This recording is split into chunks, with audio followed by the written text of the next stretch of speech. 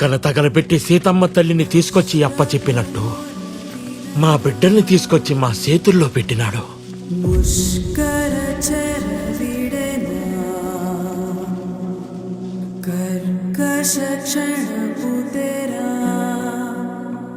మరి ఆ కాంట్రాక్టర్ ఏం చేశాడు?